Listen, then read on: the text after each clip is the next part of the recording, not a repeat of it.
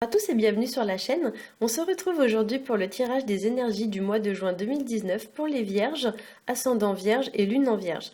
Ceci est un tirage général, donc s'il ne correspond pas à votre situation, je vous invite à regarder le tirage de votre signe ascendant et celui de votre signe lunaire pour avoir plus d'informations.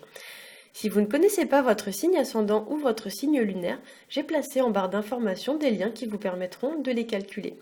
Si vous souhaitez me contacter, je vous ai mis en barre d'informations tous les liens qui vous permettront de le faire.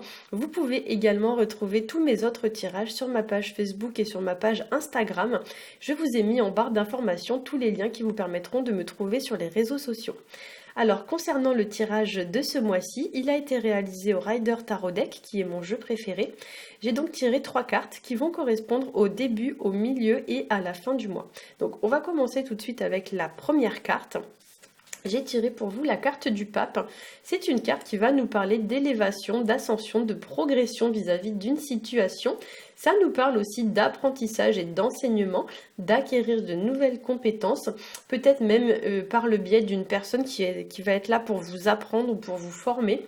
Ça peut aussi évoquer une personne très fiable qui va vous soutenir ou qui va vous guider, vous aider ou vous apporter une forme de solution à une problématique, une personne compétente ou alors une personne assermentée ou qualifiée pour faire cela.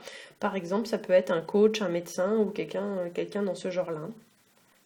Le pape, ça va représenter aussi l'engagement, donc ça peut représenter l'idée de s'engager dans une direction précise vis-à-vis d'un domaine de sa vie, et il représente l'assurance, la confiance en soi, ainsi que la confiance en les autres, avec l'idée que ceux qui manquent de confiance devront en acquérir davantage. Dans ces mauvais aspects, le pape peut représenter une personne un peu tyrannique, ou alors une personne qui impose un peu ses choix, une personne qui pèse sur vous d'une manière ou d'une autre, voire une personne un petit peu soumise, voire même totalement soumise.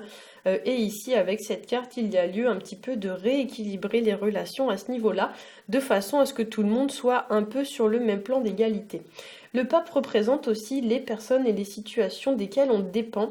Il y a une notion un petit peu d'emprise, et c'est vrai que dans ces mauvais aspects, le pape peut parfois être assimilé à un gourou, donc une personne dont on doit un petit peu se libérer parce qu'on est complètement sous son emprise. Alors le pape peut aussi être assimilé à un curé, et des fois il va représenter le mariage, donc il va représenter pour les gens qui sont mariés votre partenaire, donc votre mari ou la personne qui est mariée avec vous. Alors, au niveau de la deuxième carte, j'ai tiré pour vous la carte du pendu. Donc, c'est une carte qui va nous parler de lien et qui nous parle d'attachement à une personne ou à une situation. Le pendu évoque aussi l'idée aussi, là encore, de dépendre d'une personne ou alors de subir plus ou moins une situation sans qu'on le veuille ou sans qu'on ne puisse s'en libérer. Avec le pendu, on pourrait parler aussi d'attente, de retard, de découragement, de blocage ou d'obstacle. C'est une énergie un petit peu récessive, donc effectivement pour certains, il y a des choses qui prennent peut-être plus de temps que prévu. Voilà, ça peut même évoquer une situation qui devient un petit peu délétère, qui nous tire un peu vers le bas. Le pendu va aussi évoquer l'idée de devoir patienter ou prendre son temps vis-à-vis d'une situation, comme si à part l'attente, il n'y avait pas d'autre solution possible. Vous êtes un peu soumis à l'attente, vous n'avez pas d'autre choix que d'attendre par rapport à une situation. Peut-être que certains même attendent une réponse par rapport à un bail, parce que là on a quand même la carte de l'engagement, donc peut-être ça peut être le fait d'attendre une réponse par rapport à un bail, par rapport à une décision ou quelque chose comme ça. Ça peut être voilà aussi attendre les résultats de quelque chose en lien avec l'enseignement, puisqu'on a ici une carte qui va nous parler d'apprentissage, et là c'est la carte du professeur, donc peut-être que certains vont attendre des résultats, des examens ou des choses comme ça. Pour certains aussi, avec ces cartes, on vous dit que vous n'avez pas le contrôle sur une situation, les choses ne dépendent pas de vous, donc il ne sert à rien d'entreprendre une quelconque action. La carte décourage en fait les actions à la carte du pendu, c'est pas du tout une carte active.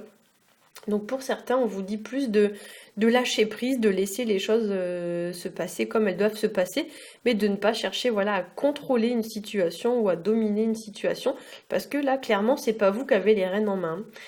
Pour certains aussi, on pourrait vous inviter à comment dire, à réduire vos efforts si les efforts que vous avez mis en place ne vous donnent pas les résultats escomptés, hein.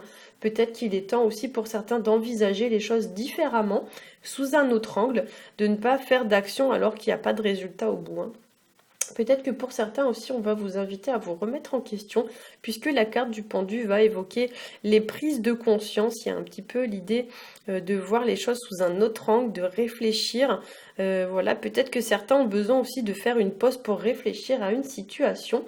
Et le pendu peut parfois malheureusement évoquer aussi une situation ou une relation qui se détériore, qui se dégrade, une situation qui vous fait perdre un peu de l'énergie, qui vous met un petit peu les nerfs à vif, hein, si on peut dire ça comme ça. Il y a l'idée voilà, d'une situation qui se détériore petit à petit, hein, qui se meurt à petit feu, sans que vous ne puissiez vraiment faire quoi que ce soit pour agir concrètement ou pour redresser la situation. Donc voilà, peut-être que pour certains, malheureusement, il y a des choses qui vont prendre fin ce mois-ci, ou du moins il y a une forme un peu de pause qui est évoquée avec le pendu, que ce soit une pause définitive ou une pause temporaire.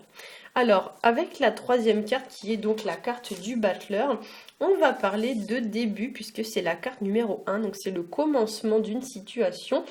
Ça peut être aussi pour certains le fait de concrétiser un projet, donc peut-être qu'après une phase d'attente et de régression, les choses vont repartir de plus belle.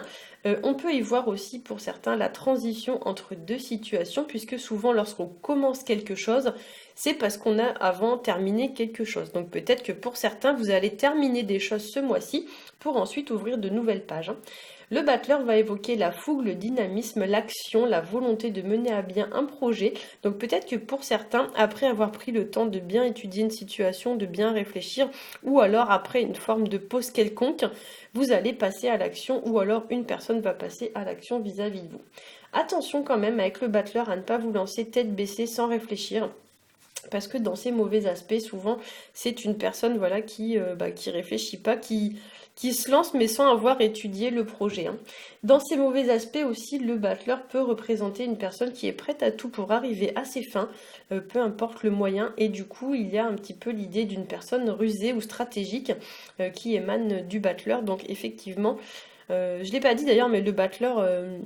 dans ce jeu, il porte le nom de magicien, donc ça veut bien dire ce que ça veut dire, c'est la personne qu'on met un peu plein la vue, qui tente de faire passer des choses pour ce qu'elles ne sont pas, la personne qui vraiment essaye de vous mettre de la poudre aux yeux, hein, qui vous illusionne, qui vous promet monts et merveilles, alors qu'en fait concrètement il n'y a rien au bout, quoi. Alors pour certains aussi, le battleur peut être aussi une personne vénale, une personne un petit peu qui voit beaucoup tout ce qui brille, qui est très intéressée par l'argent et par tout ce qui est matériel ou financier. Et donc ça peut représenter une personne immature, une personne superficielle, voire une personne qui est prête à tout pour écraser les autres et pour réussir à leur place. Ça peut représenter aussi tout ce qui est de l'ordre des études, de l'étudiant, le fait qu'il y ait une table, souvent dans ces jeux, dans le jeu de Marseille, souvent dans le tarot de Marseille, le battleur représente l'étudiant ou l'adolescent. C'est la personne qui est en train de construire sa vie, qui est en train de se stabiliser, puisqu'on a, comme je l'ai dit, une table. Et ici, on vous dit que vous avez tout ce qu'il faut pour réussir. Le battleur peut représenter aussi une personne qui manque d'expérience de la vie, ou alors une personne qui est beaucoup portée sur l'apparence, qui se donne un genre, etc. Une personne voilà, qui n'est pas forcément très sincère avec vous. Donc ici, voilà, méfiance. Et peut-être que pour certains, malheureusement, avec ces trois cartes-là, il y a l'idée d'une relation qui va s'achever parce que vous allez prendre conscience que la personne, en fait, elle est un peu superficielle ou qu'elle ne correspondait pas finalement à ce que vous attendiez d'elle.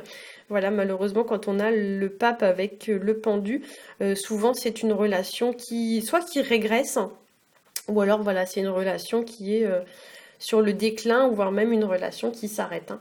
Voilà, ça peut aussi être un obstacle que vous rencontrez au sein d'une situation ou d'une relation, quelque chose qui vient vous mettre un petit peu des bâtons dans les roues.